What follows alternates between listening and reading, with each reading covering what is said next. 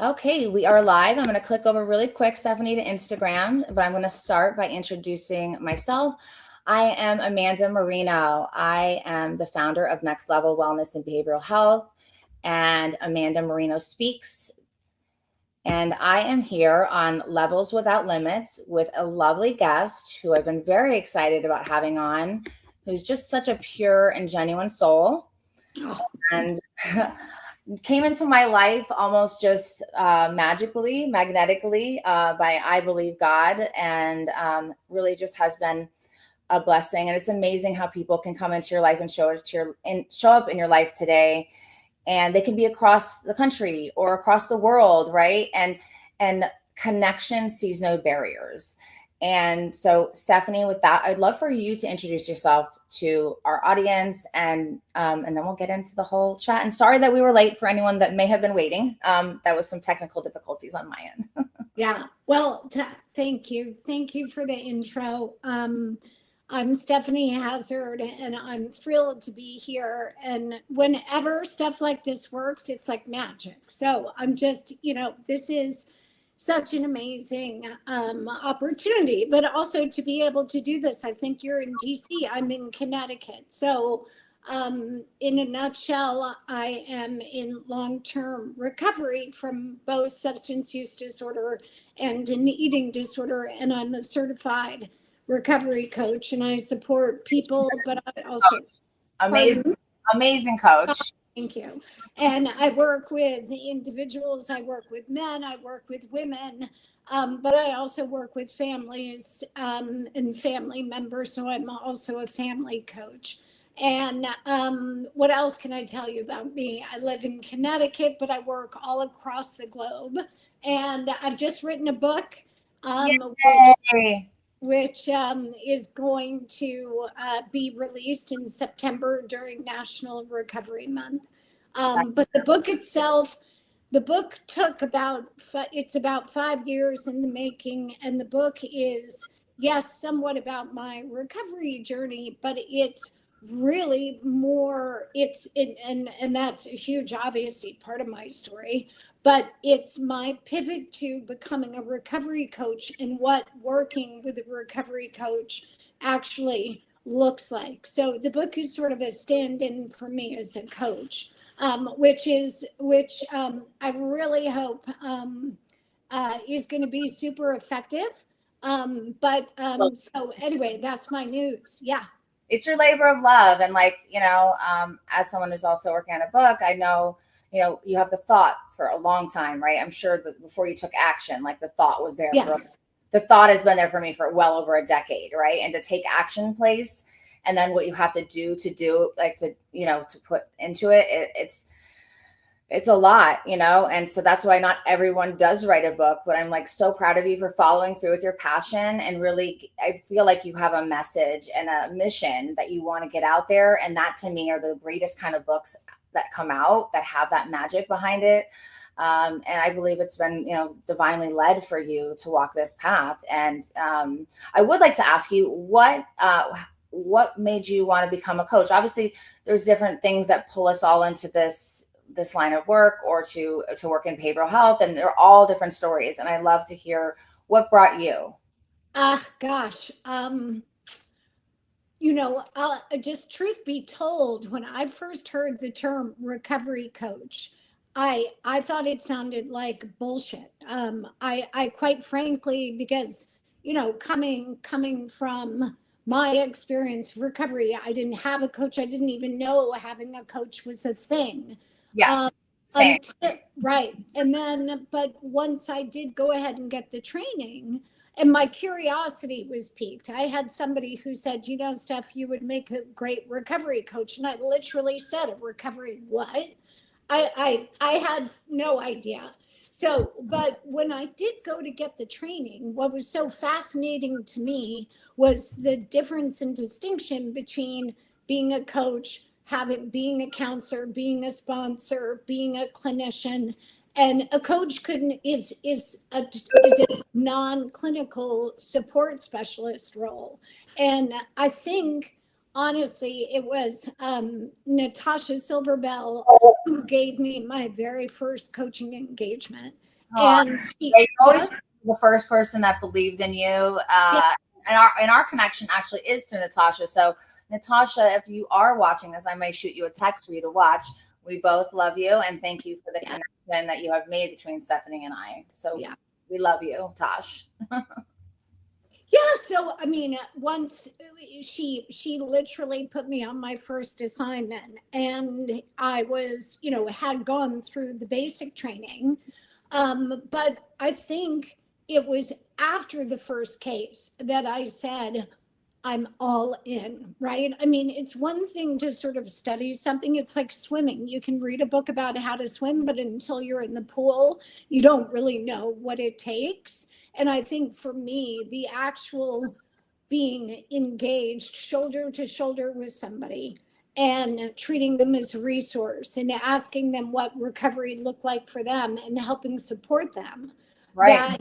that I think that I was hooked, and that I didn't want to do. There was like everything else paled in comparison.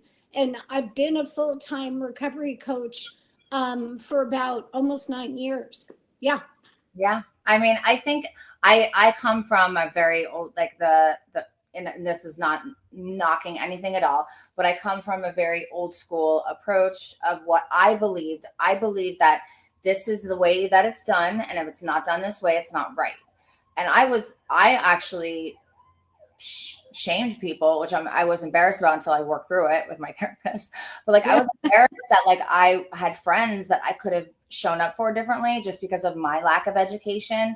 And once I started, like doing more and more coaching, working with more and more people, seeing that everyone has a different path, and not every path was my path, and not every path is linear, right? And it's been so beautiful to see what the coaching aspect has done for all things, right? So like if any person besides like eating disorder or substance use disorder or trauma, or because this is about being a trauma informed coach, if you have the opportunity to have therapy and coaching simultaneously, which I Yeah. have the blessing of having, it is the best, because you get to work on what the underneath causes, right? And then you get to have action steps and moving Yeah. forward. It is, and in parallel, it's such a beautiful process. Yeah.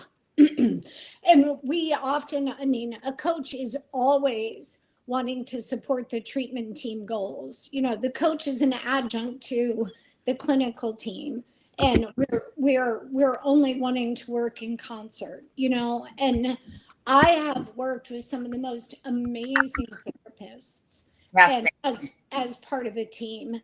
And therapists, and in the book I have a couple of therapists who talk about that. I think originally years ago, they might have felt a little bit threatened, or they didn't totally understand the distinction or delineation.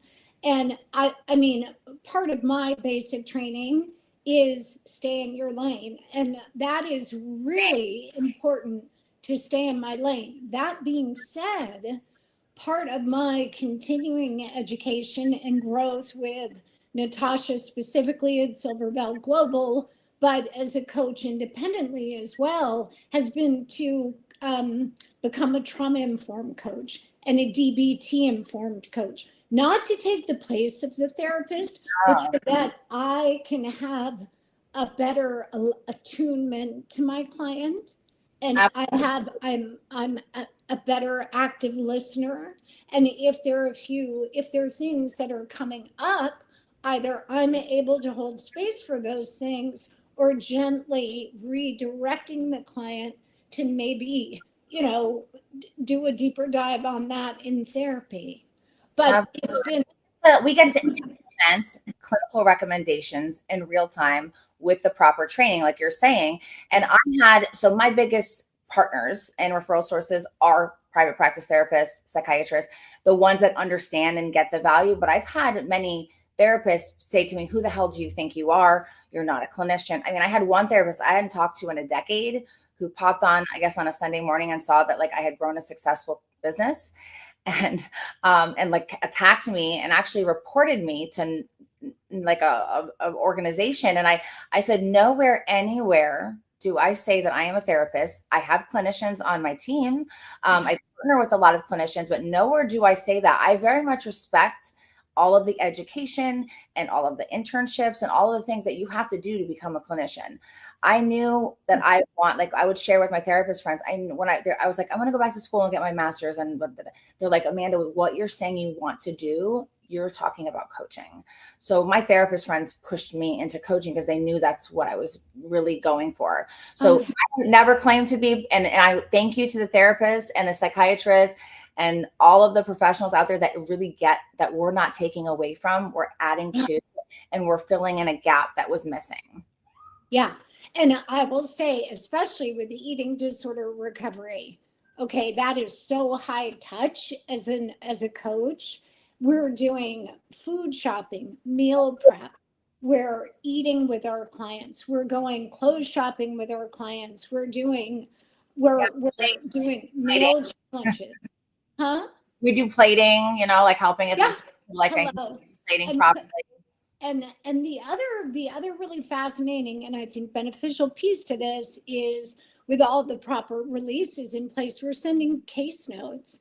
Or status notes. So the clinicians are up to speed, like fully up to speed between their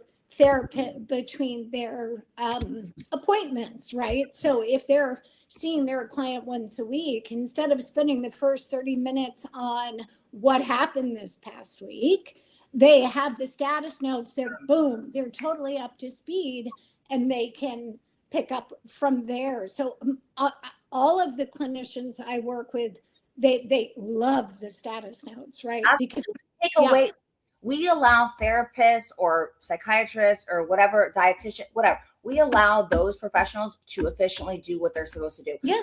Them doing case management, then them helping them find a job, them helping them work through meals or groceries. That is not their job.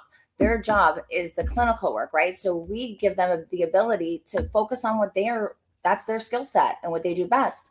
I do want to just anyone who has a question or a comment, please feel free to chime in on the chat and I will, pause and ask Stephanie. I do just want to acknowledge my mom is my number one fan. So she's here and she said hello to you, Stephanie. Her name is Green. So I tell her when I'm going to have a good guest. I mean, all my guests are good, but I tell her when I'm going to have like a guest that I think that she'll like. So I did text her and tell her. So she's on here. And I do want to share this. Sarah, my partner, she is a nurse. So she says, I agree. I've had such a success and progress because clinicians are getting reports in live time. It also saves time for the clinicians. Hi, Amanda. Hi, Stephanie. So impressed by you, Stephanie. Yeah. Oh, great.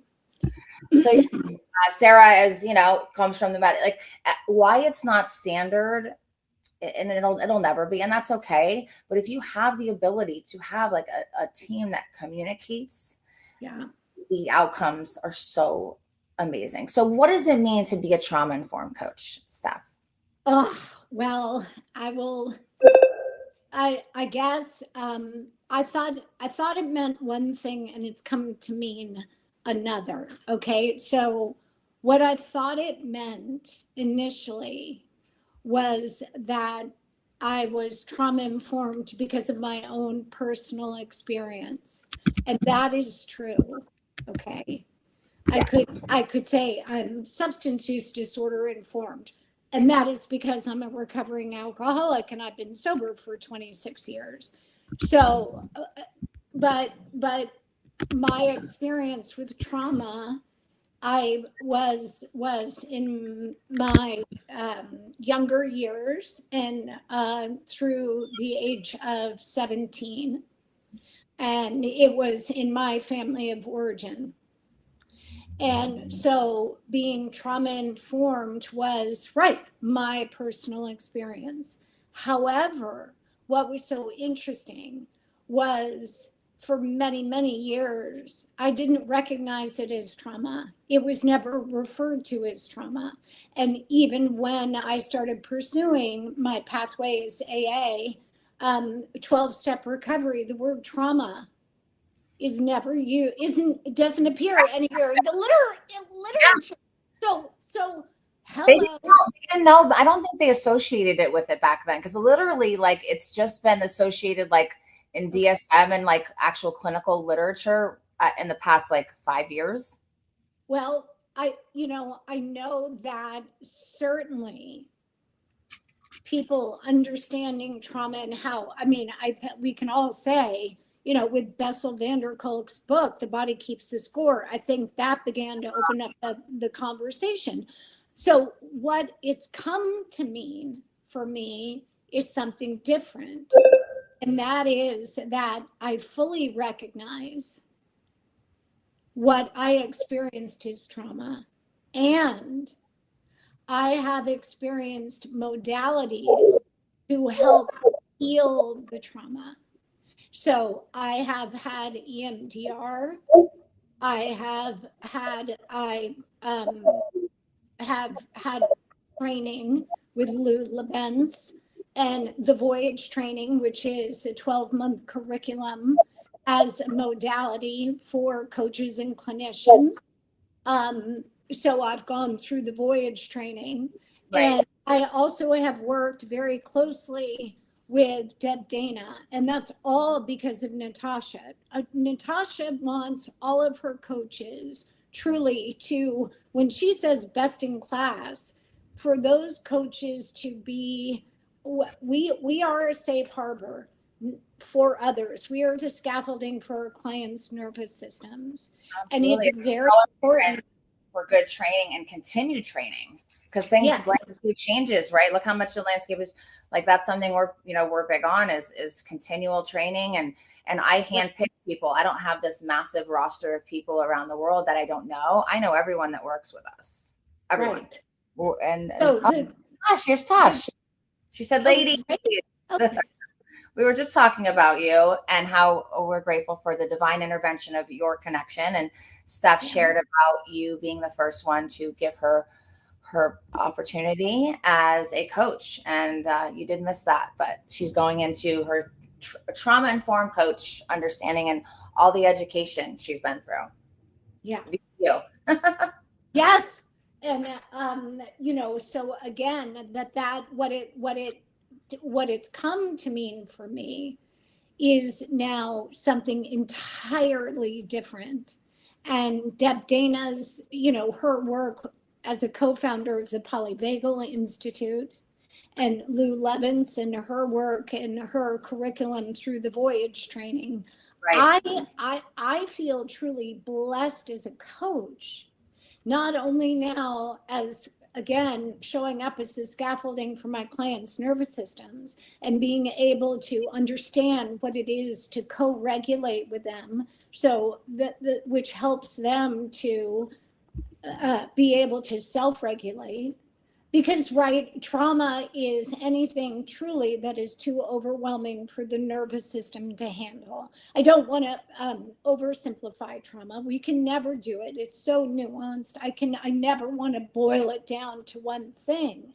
But understanding my nervous system and understanding the impact of trauma on people's nervous systems and how that impacts how they show up in the world.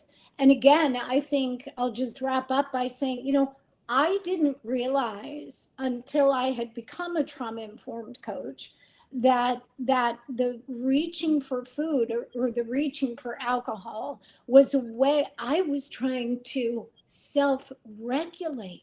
Absolutely. I was trying to soothe my nervous system. It's not anymore.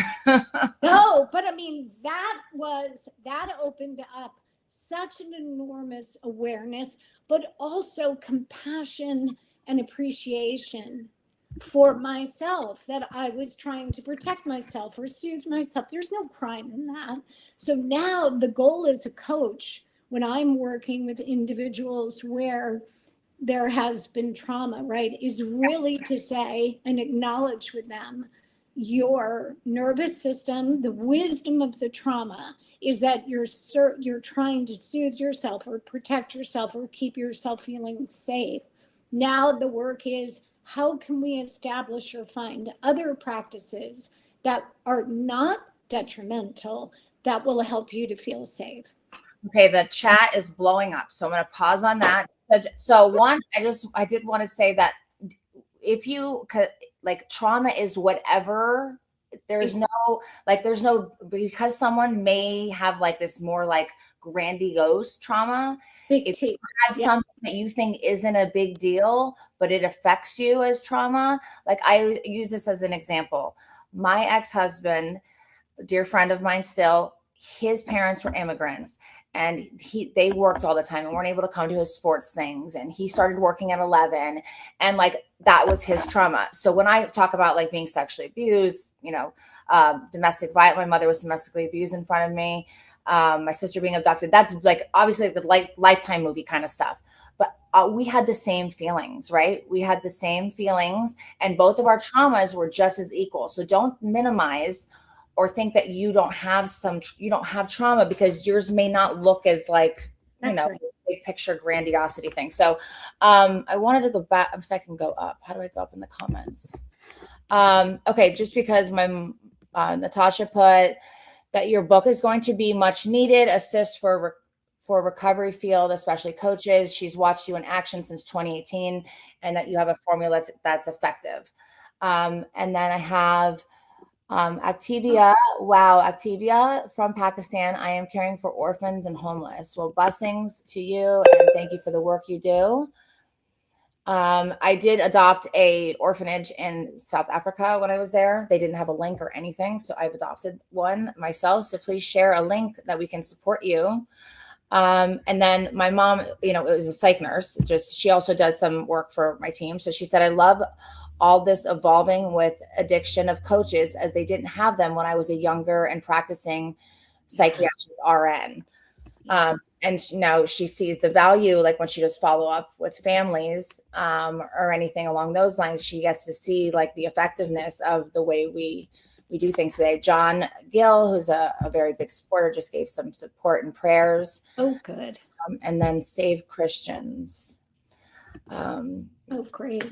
Yeah, so I love the curiosity. The curiosity thing was what brought you and I together. And there are wonderful people, like the people you said out there, that do this trauma informed education.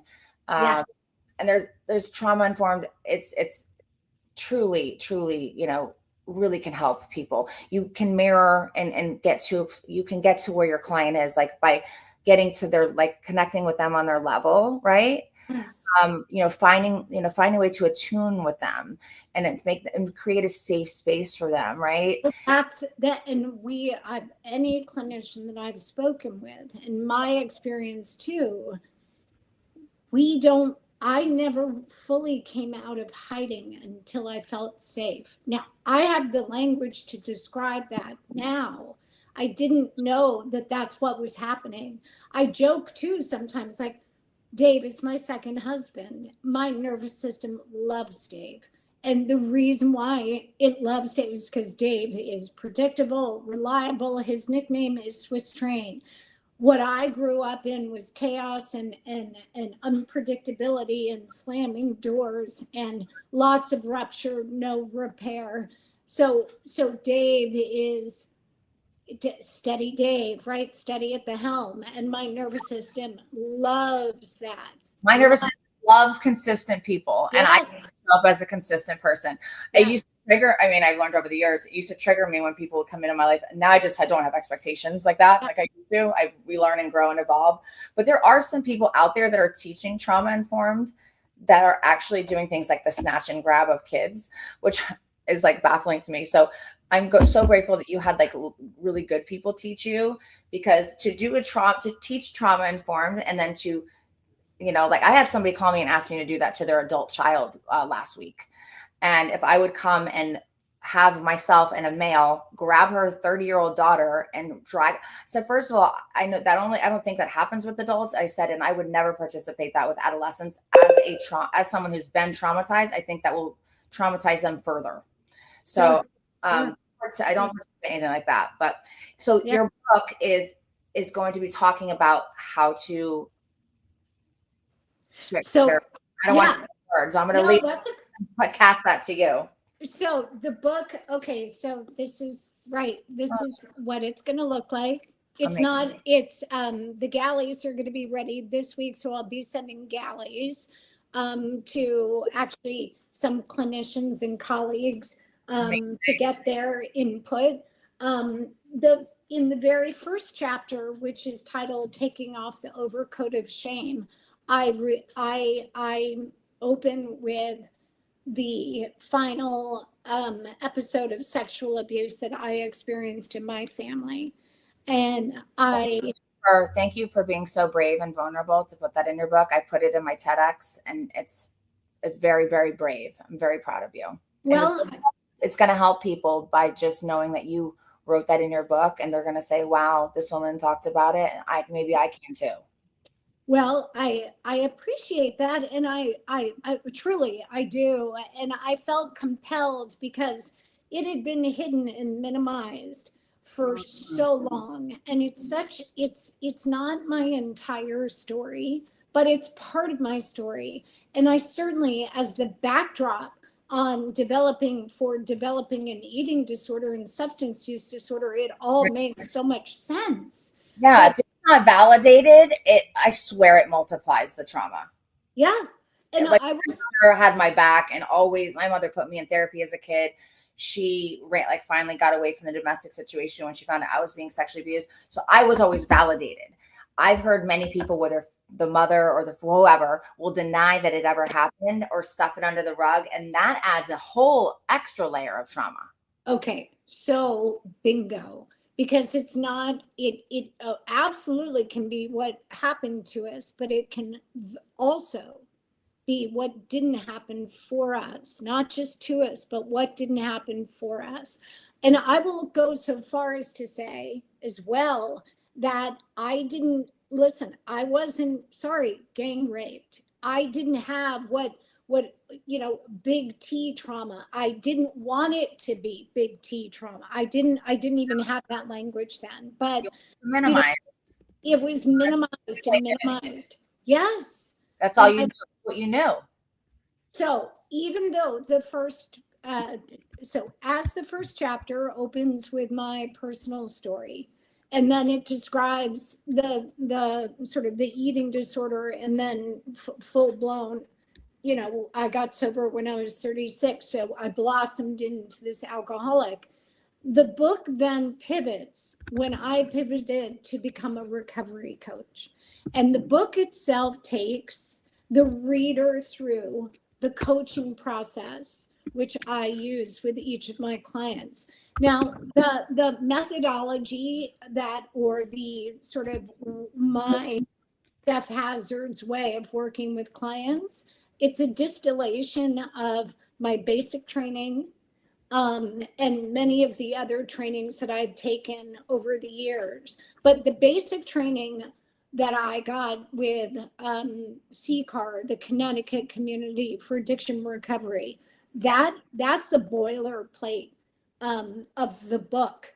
And the books are now available for pre-order, and part of the pre-order incentive campaign is I am donating 15% of all the pre-order proceeds to CCAR and to another nonprofit called Liberation Programs. But so the book is a stand-in for me as a coach, you as somebody who's struggling, or if you have a family member or a friend that you're concerned about. This is an introduction to what it would be like to work with a coach and why coaching is so effective. And I would recommend for people that are exploring being a coach or learning, or new coaches or experienced coaches, because I want to continually learn. So I'm going to get a copy to learn from you, because I want to learn from everything I can. I'm a continual student. So Brandon Hamdorf wrote, "This is super insightful. Thank you both for sharing experience, being vulnerable, and helping others find true healing." I don't know if you know Brandon. He's a very sweet, kind soul. And then I just put on here, how brave is Stephanie? You're very, very brave. How can people pre-order your book? So they can go to 3 different places. You can go to Amazon.com. You can go to barnesandnoble.com, or you can go to bookshop.org. Some people like Bookshop. Can you put the book up again, and so I can write it? And so you can also, Stephanie, come into this after, because this will live on LinkedIn. Great. And you can put links in yourself. that making sobriety stick. Okay. Yeah. Yeah. Making sobriety stick.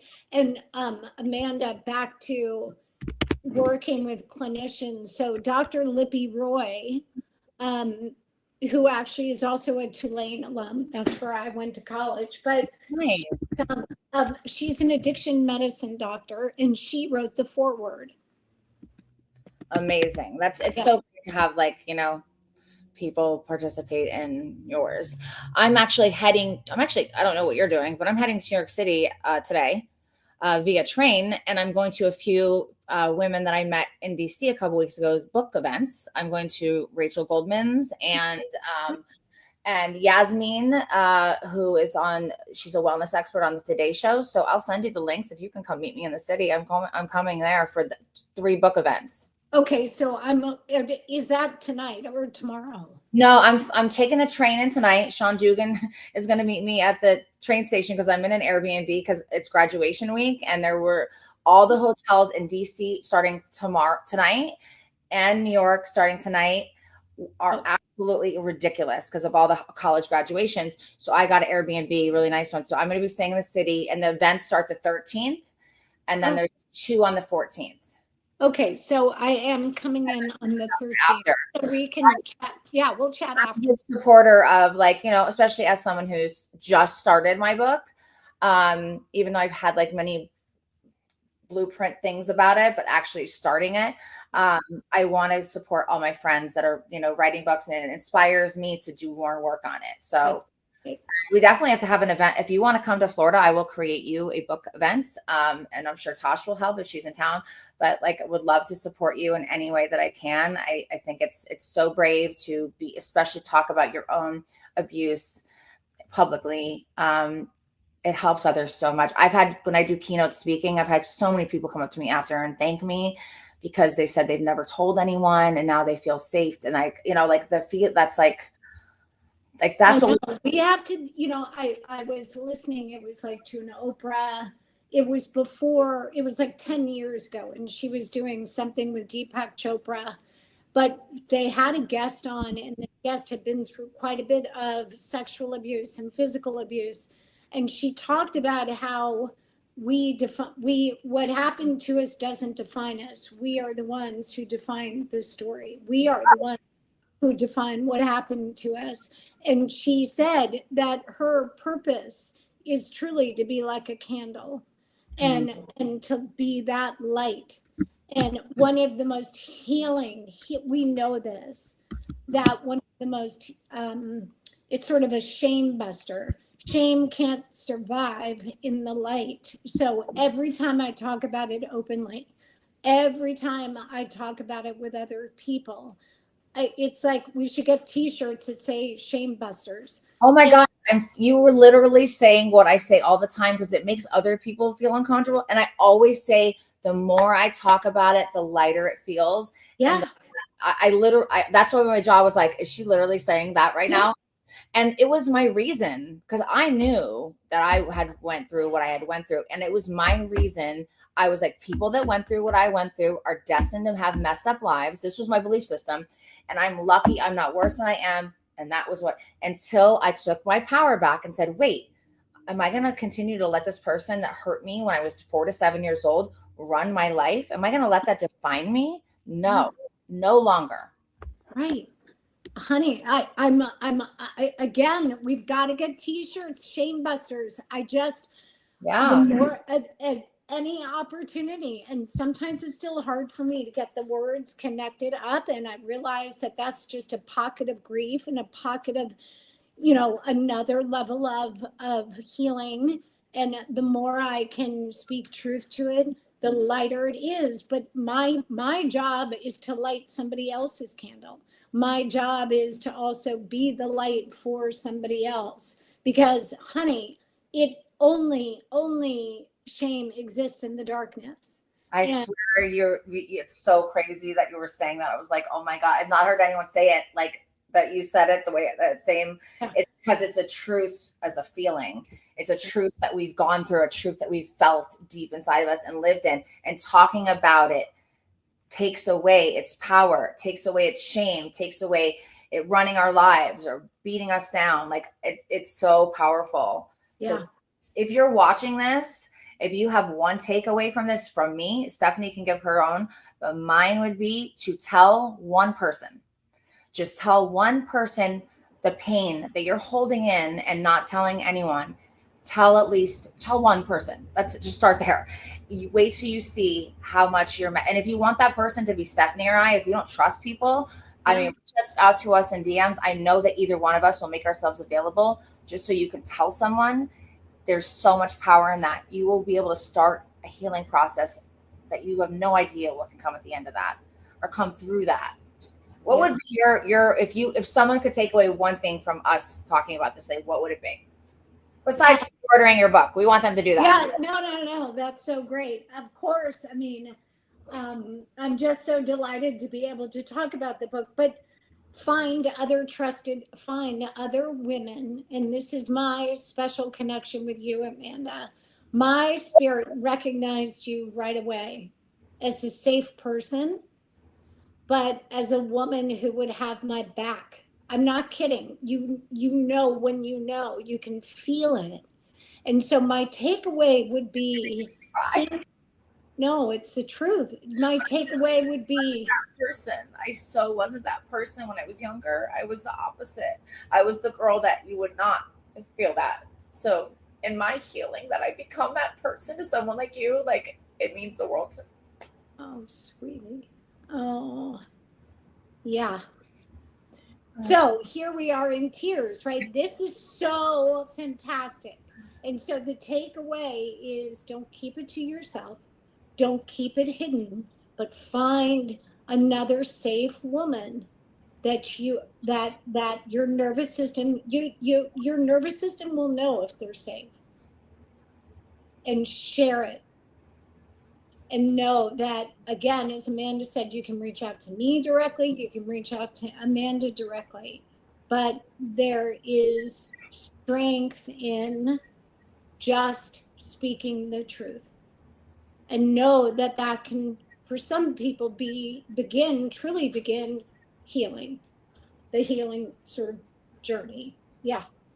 Yeah, what a gift to be able to be a safe woman today. Like, and for you were that to me right away too. And then I didn't realize that we had all this interwoven connection behind the scenes too, which was, I know, including that my son Jack, that's from a whole other situation. I know, it's crazy. Yeah. And so I am so grateful and thankful for you. This has just been such a great opportunity. And got me crying on camera, and I'm not a cute crier. My mom wrote, Amanda, I love you so much, because of course she's we've been through a lot together, her and I, and my mom has, is on her own healing journey, and it's beautiful to witness, with knowing all she's been through, to see her growth and her dedication in her 70s to still try to be a better her and heal. That's impresses the heck out of me. Because most, you could have every reason to be like, all right, well, forget it at this point. But no, she shows up for herself, and she tries, and she works on herself, and it's beautiful to witness as your daughter, Mom. Just so you. Yeah, no, that's great. Yeah. Yeah. Ooh, this has been emotional. So. Okay, we said your one thing. What is your one hope that people will get from your book?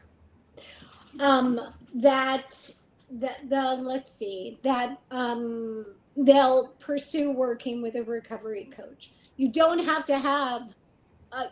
to be struggling. You can just be super curious, or you can just be wanting to invest in your own wellness.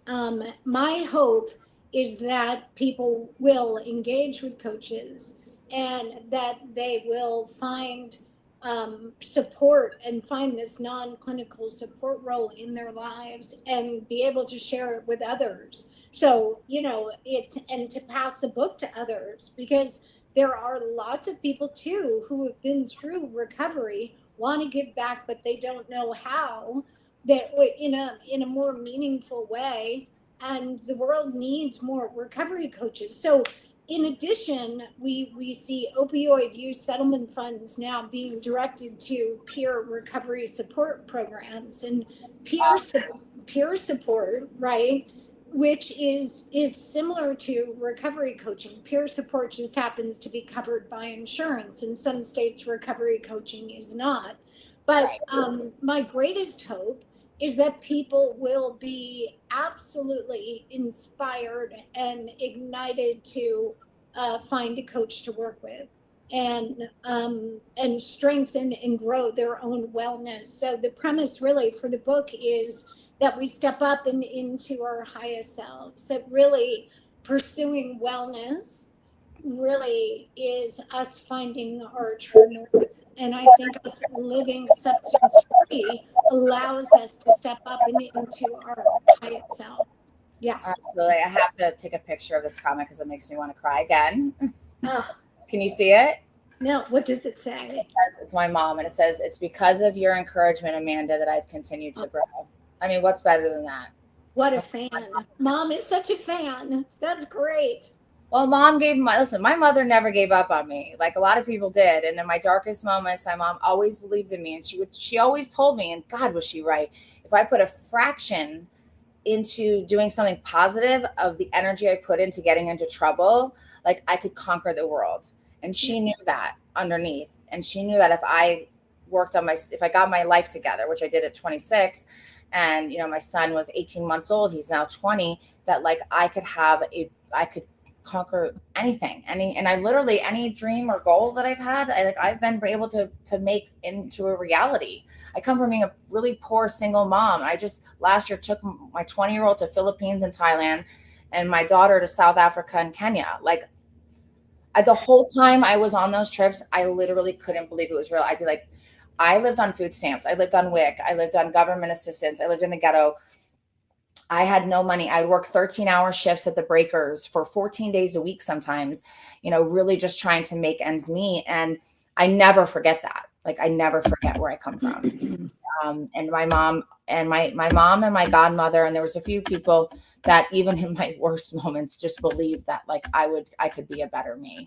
And it's always nice. Listen, if you don't have someone that believes in you out there, it really helps to have someone that believes in you. If you don't have someone that believes in you, I believe in you. Stephanie believes in you. Even if we don't know you, we believe in you because we know the power of this. Yeah. Power of healing. Like I've started, so I have the, next level. And over the past couple of years, I've developed my own brand, which is the Amanda Marino brand, which I do regular, traditional life coaching, right? Also helping people to build businesses and step into their own. Co-parenting is one of my favorite things to teach for exes because I have 2 exes, which is unheard of, 2 kids' dads that I love and love me, and not that in a different kind of way, of course, today. And like my kids don't come from broken homes; they come from double the love because everyone shows up. Like my fiance Phil and my ex-husband coach at the same time and help each other and play each other on each other. And we're all supportive. We're all here for the kids because we're mature enough to see that this isn't about us. This is about the children. Yeah. So I love to teach co-parenting. Started a mastermind. And that's to help people to step into all the things that I've been, worked hard, but also been blessed to have the opportunity. And I wish that I had, I did do masterminds myself. I did many. I wanted to offer one that was, something that people could do that had busy lives and could add a lot of value in a reasonable price, unlike the ones that I've invested in, which were absolutely insanely, I think. But it's just like, I continue to get coaching. I continue to coach, so it's like a continual journey, Stephanie, right? Like, oh my God. No. I love the pinching yourself. There are times when I pinch myself, like when I'm over at the Silver Bell Global Retreat in England, in Northamptonshire. There are times when I am pinching myself versus it's where to be there, to be on a wellness retreat versus alone in my bathroom purging and hung over that I have to crawl my way back into bed. I mean, the recovery is a bridge back to life, but it's a life. I would suggest that recovery has enhanced my life.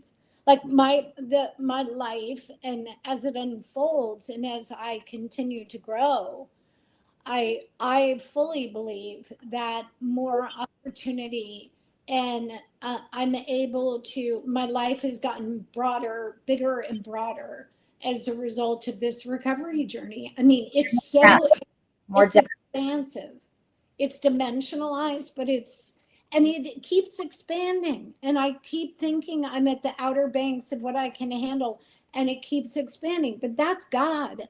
That's the universe. That's the expansive nature Right. that lives on the inside of us. So there are times when I think, oh my God, I can't handle this. I can't do this. This is more Oh, than, me too.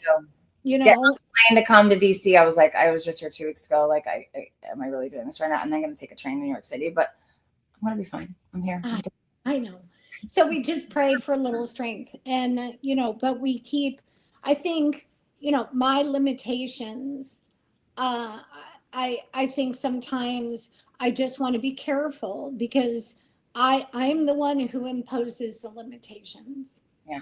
Amen. consciously or unconsciously. And that gets in the way of me being of service sometimes. So I just have to say, okay, you're trying to keep me safe.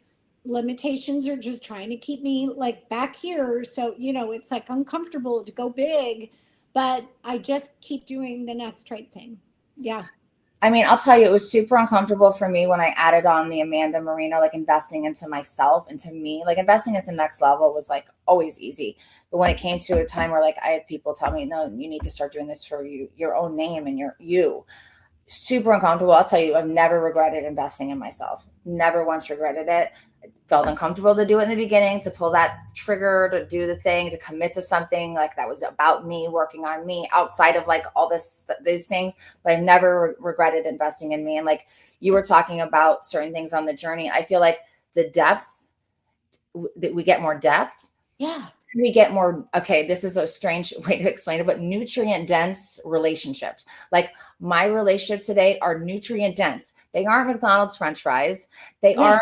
aren't, they're the most nutrient dense, rich food, abundant foods are Yeah. my relationships today. So I'd rather have less of those and have them be like that than I would ever have. Like I used to like just spread myself thin among many groups of people and do all these things and like wanted to fit myself as a square into a circle hole, and like I don't want that today. I don't want to be in those spaces. I want to just be me with my God, and whoever is brought into my life and whoever I'm brought into their life, it's what it's meant to be. And I trust that process today. I don't fight. I love the nutrient dense. When I'm working with eating disorder clients, right? We talk about calorie dense food because it's hard to eat a lot for some who are weight restoring. So, pick a calorie dense snack. Yes. Okay, so we're like nutrient dense. I love that. Yeah, Well, I feel like relationships are. I couldn't come up with another way to describe yeah, it, it's but great. like they're very rich and full and abundant, and like I had just like every woman or every man, I'm sure they go through it. Maybe not as deeply as us. I'm not just saying as a whole, but like you evolve and you grow, and some people. My mom told me this too. If you can count your friends on one hand, you're. And I cry as a little kid. I'd be like, no, mommy, I have 100 friends, and then. So like if some people are a reason, season, and a lifetime. And I really never got that until I let go. And I truly, I will, if it's somebody that's like really like worth it, but I will definitely fight for that. I will, but I'm not going to chase. I would do anything for you to not leave me, not abandon me, not even if you weren't healthy for me or you weren't happy for me or you didn't want to see me win and you were more comfortable with me in the struggle. I would still chase you to stay in my life because of my trauma. Yes. Now I trust. I say, it's not about me. I know that my side of the street's clean. And if they don't feel it like that, that's okay. This is God's plan. This is not mine. And since I've been there, that's been a few years. It's like every person that comes to my life is nutrient dense. That's great. Nobody that's not has come into my world at all. And so if they we can design some swag. You can go nutrient dense with a cap, and I'll have Shane Busters in a t-shirt. Yeah, let's start a clothing line on Yeah. top of everything else we do. We could do a recovery clothing line. Oh my God. Well, Trauma-informed clothing line. yeah. When you feel abandoned by friendships, look for more nutrient-dense ones. Shame busters. That's funny. That should be a hashtag. Yeah. Yes. Yes. So how can people find you, Stephanie? Besides, I mean, you're obviously here on LinkedIn. Where can they find you? Sure. People can find me on Instagram. My handle is A Path Toward Recovery. I'm also on Facebook and on TikTok. I'm going to be posting a lot more about the book as it's, the pre-order incentive campaign is amazing. So we're offering a lot of, lovely add-ons if you pre-order the book now. The pre-order sales are really important because that informs the publisher how many books are going to be printed in the first run, and also sort of determines where the placement is going to be in different bookstores. I have a great sales team with Simon and Schuster, so no doubt they're going to do a great job. But anyway, so Instagram, Facebook, TikTok, and then I would also. What's the website? Pardon? I know you have a website. What's your website? Sure. And the website is also, it's www.pathtowardrecovery.com. And there you can also find information about the book, but pathtowardrecovery.com. Okay. Beautiful. Yeah. Thank you. And I really encourage you, Stephanie, to pop on here afterwards. Yeah. And please add the links for people to pre-order. I know for my team, I'm going to order one for everyone that's a core member of my team. So I'm going to do a group order. So please come on after. Don't forget, I'll text you to remind you, and put the link on LinkedIn because it stays live here. It doesn't stay live on Instagram. It kind of, we will make clips out of it, but this will live on YouTube. This will live on Facebook. This will live on LinkedIn. But I think LinkedIn's probably I would do it on all of the platforms. So I'll send you, if you can't find them for some reason, I'll send you the links. But definitely, really, really grateful for you. Thank you for the work you do. Thank you for how you show up in this world, the raw vulnerability. And thank you for seeing me as a safe woman. That means that's probably the biggest compliment someone could give me. Literally, that feels like so, you saw it, made me super emotional. Thank you, Natasha, for being the connector. Thank you, God, for bringing us together. Yeah. And, yeah, so grateful. And I'm going to I'll call you after to let you know about the events I'm going to. Maybe we can see each other in the next couple of days. Exactly. That would be great. All right, my dear. Safe travels. So much, Stephanie. Thank you to everyone who chimed in, asked questions. I love it when it's collaborative and it's engaging. It just makes it even more fun.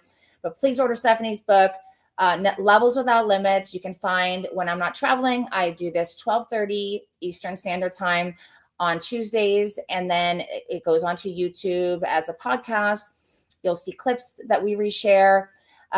Look up Next Level Wellness and Behavioral Health. That's my main company. And Amanda Marino Speaks if you want to book a keynote speaker, or if you want to join my mastermind right now that I have that has a rolling admission. We have a great group of people so far. So if you join in this cohort, I think you will be really, really happy. It's for people that are trying to either enhance their social media, grow their brand, step into their power, maybe book keynotes, maybe we will help people walk the path if they want to book a TEDx. So there's all this benefit for a fraction of what I pay. And then there's also a retreat I have coming up in August. That's a You Do You in Costa Rica. And it's really that. I've been to so many retreats that are so rigid and intense. This one, if you want to sleep in, you sleep in. If you want to do an alternative activity for the day, you do that. This is for anyone. Come in a group of 4, you get a discount. Come in a group of 2, you get a discount. So it's in Nosara, which is beautiful on Sunset side. And we'll have a sunset themed event every day. So check out my 2 websites, Next Level Wellness Behavioral Health and AmandaMarinoSpeaks.com. And definitely pre-order Stephanie's book. We will provide the link. And please for Levels Without Limits in the future. Yeah, that's great. And thank you. The book itself is titled Making Sobriety Stick, a Recovery Coach's Guide to Sustainable Change. And yeah, so the recovery coach, obviously, I lobbied and made sure that that was part of the title because it really is the first mainstream guide to recovery coaching. So I'll add all the information, and I just can't thank you enough for the opportunity. That's Really, so, it's just so been exciting. great. Our motto that I actually have trademarked is creating lasting change. That's Next Level's like motto. And so that's very similar to your, but it's different. It's your own way of saying it. But yeah, that's what it's about. Creating lasting change. Creating change in your life that like is sustainable, and you don't have to do this back and forth thing with all the things in your life. Like the journey to healing is not pretty and not linear, but doesn't mean you have to go back and start back from square one, right? So Right. we're here for it. And I'm grateful for you. Have a beautiful day, everyone. Thank you Great. so much for tuning in. Okay.